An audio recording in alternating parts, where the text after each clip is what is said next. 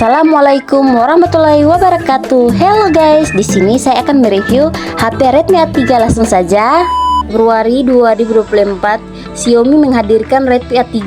HP pertama kali hadir di India ini menjadi penerus dari Redmi A2 yang rilis di Indonesia pada Mei 2023. Menariknya, Redmi A3 ini bisa dibilang tampil go up dan sangat berbeda dari pendahulunya. Alih-alih menggunakan model persegi seperti HP entry pada umumnya, Redmi A3 telah menggunakan modul lingkaran besar mirip HP flagship Xiaomi 13 Ultra. Tak hanya tampil saja, Redmi A3 juga glow up soal spesifikasi.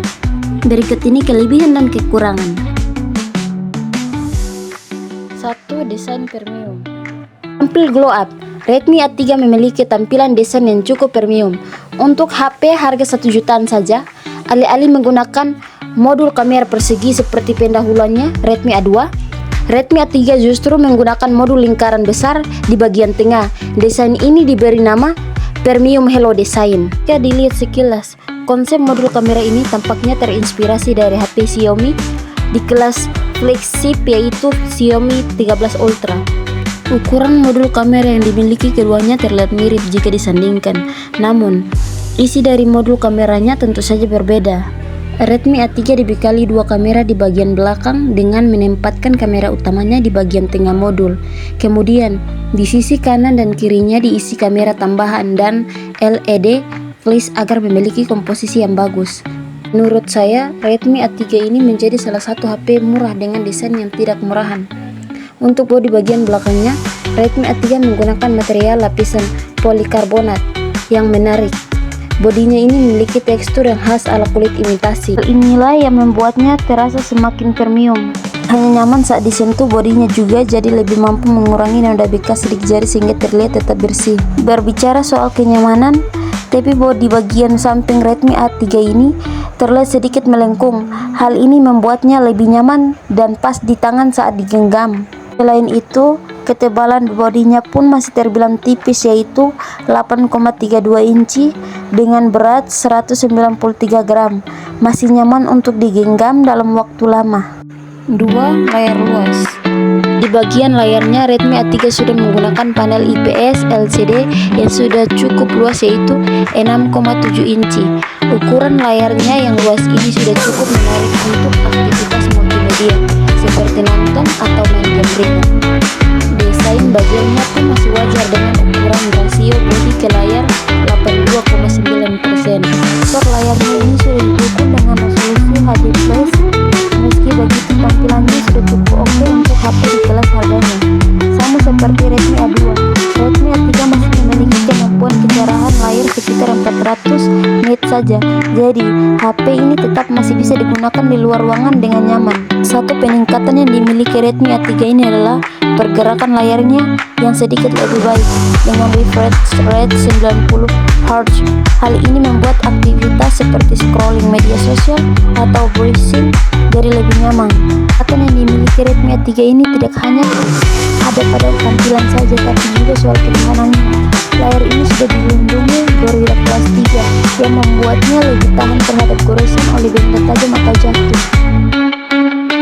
Dari Redmi A series generasi pertama sampai Redmi A3, sistem operasi yang digunakan adalah Android Go. Jadi HP ini tak menggunakan MIUI seperti HP Redmi atau Xiaomi lainnya. Google mengklaim Android mampu suguhkan performa 30% lebih kencang ketika membuka aplikasi. Sayangnya ada beberapa fitur yang mungkin tak bisa digunakan. Misalnya fitur picture in picture. Fitur ini bisa membantu untuk menjalankan video atau musik di latar belakang. Jadi Anda tak perlu menutup jendela video kalau kamu mau membuka aplikasi lain di samping itu. Kehadiran Android Go di Redmi A3 memiliki kelebihan tersendiri. Ketidakhadiran antara muka ini membuat HP ini tidak dibantu oleh bloatware. Xiaomi juga masih menjamin keamanan perangkat dengan menghadirkan layanan software update hingga 2 tahun sejak masa pemakaian Redmi A3.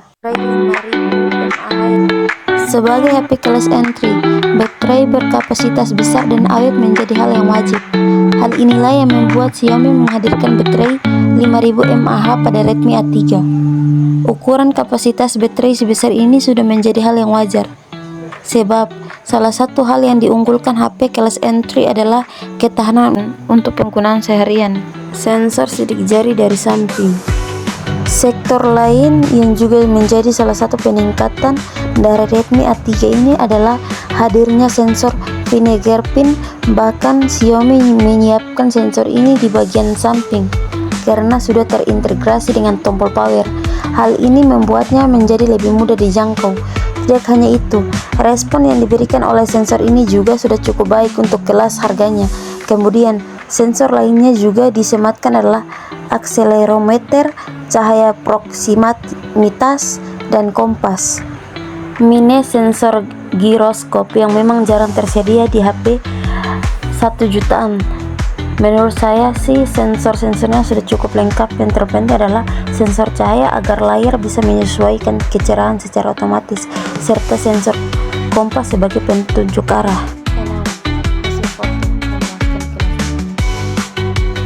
Untuk sektor kameranya, sebenarnya Redmi A3 ini tidak mengalami peningkatan apapun dari pendahulunya, yaitu Redmi A2. Di dalam modul kameranya yang super besar itu terdapat 2 kamera yang berisi sensor wide angle 8 megapixel.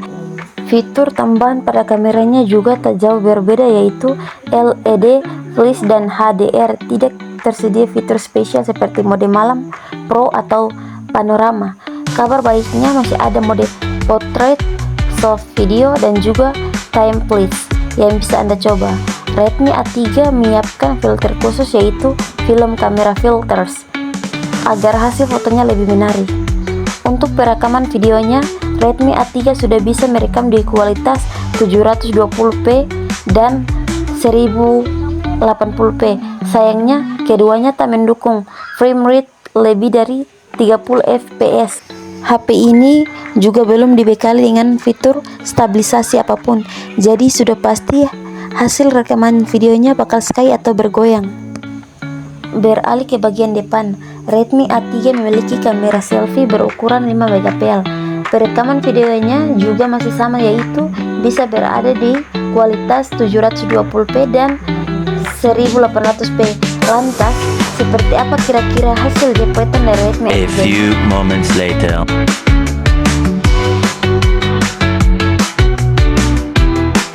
Kekurangan Redmi A3. 1. Masih pakai Helio 36. Satu kekurangan dari Redmi A3 ini adalah tidak adanya peningkatan apapun di sektor pacunya. HP ini masih menggunakan chipset Helio G36 yang juga digunakan oleh pendahulunya Redmi A2. Meski begitu, Helio G36 ini masih oke jika mengingat dengan harga dari Redmi A3. Ini untuk spesifikasinya. Pengisian daya tergolong lambat. Kekurangan lainnya dari Redmi A3 ini adalah pengisian dayanya yang masih lambat. Padahal HP ini sudah dibekali kemampuan ketahanan daya yang sudah cukup baik dengan baterai 5000 mAh. Penggunaan chipset dari layar yang lebih hemat daya juga memperpanjang durasi daya baterai setiap harinya. Sayangnya fitur pengisian daya yang dimilikinya ini hanya 10W saja. Angka tersebut bahkan masih sama seperti generasi sebelumnya, yaitu Redmi A2 dan Redmi A1 tanpa NFC. Redmi A3 masih belum dibekali fitur NFC, sama seperti generasi-generasi sebelumnya. Hal ini tentu saja menjadi salah satu kekurangan yang perlu diperhatikan. Padahal NFC Near File Communication menjadi salah satu fitur konektivitas yang makin dibutuhkan fungsinya. Selain itu, keberadaan fitur NFC ini biasanya jadi hal yang biasa, terutama untuk HP kelas entry. Kan HP dengan harga jutaan pun sudah memiliki fitur NFC ini, yaitu Alcatel 1S NFC. Kemudian HP dengan NFC di kelas harga 1 jutaan pun sudah cukup banyak, seperti Tokno Speak 10C NFC, Realme C5 1 hingga Infinix Hot 30.